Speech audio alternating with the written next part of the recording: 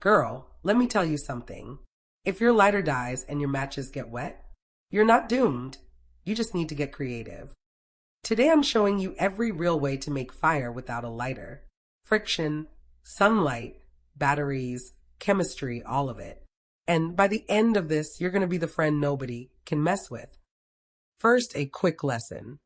Tinder is the stuff that catches fire instantly like cotton. Wood shavings, petroleum, etc.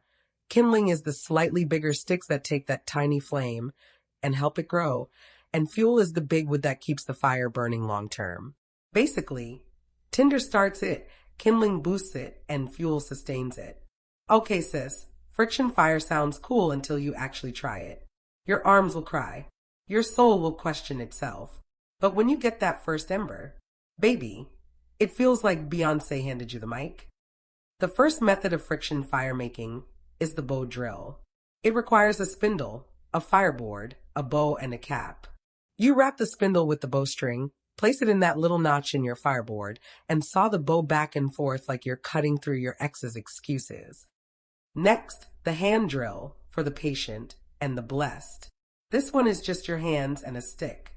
You roll the spindle between your palms while pushing down into the fireboard. Your hands will slide down the spindle. That's normal. Let them climb back up and repeat. As for the fire plough, you run a hardwood stick up and down a groove in softwood until the friction heats up and ignites. Meanwhile, sunlight fire requires zero effort if you have the right materials. Magnifying lens, glasses, Fresnel cards, a clear bottle or Ziploc bag filled with water, or even ice can be used to focus sunlight into a beam of light hot enough to ignite tinder. Now, this one feels like magic. A fire piston is a small chamber and a plunger. If you put a tiny piece of tinder inside, slam the plunger down fast. The air compresses so violently, it heats up enough to ignite the tinder. Think of it like clapping your hands so hard, the air catches fire. That's literally what's happening. You have electricity and thin metal? Oh girl, it sparks faster than your last situationship. First up, steel wool and a battery. Touch steel wool to both terminals of a battery at the same time. Electricity runs through the metal fibers. They overheat and they burst into flame. Next, if you have foil or a gum wrapper, cut it into a thin bow tie shape. Touch the ends to a battery. That skinny middle strip will heat up and ignite. Finally, jumper cables and a car battery. If you split a pencil lengthwise until the graphite is exposed, connect your jumper cables to the car battery. Then touch the ends to the pencil graphite. Girl, it bursts into fire like a sparkler. Be careful, this method is aggressive.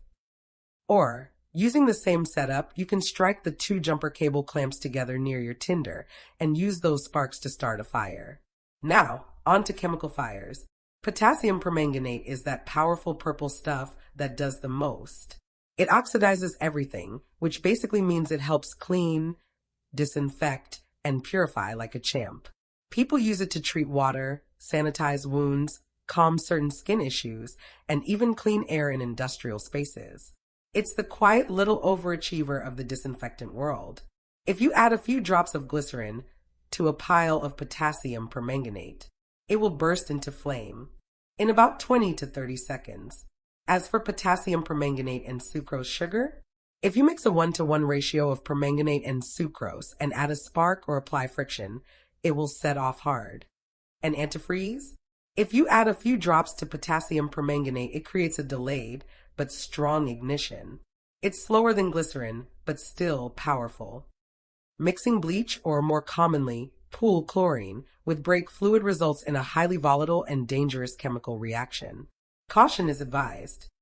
Last but not least, let's discuss the cheat codes of the fire-starting world. A magnesium/iron oxide ferro rod gives off massive hot sparks when you hit steel against it.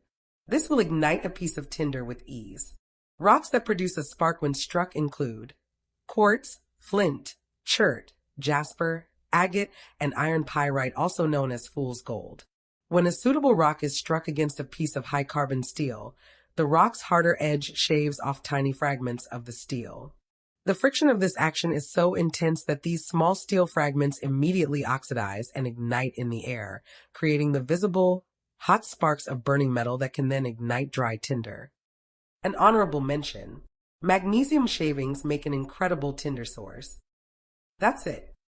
You did it. Sis, look at us, making fires and shit.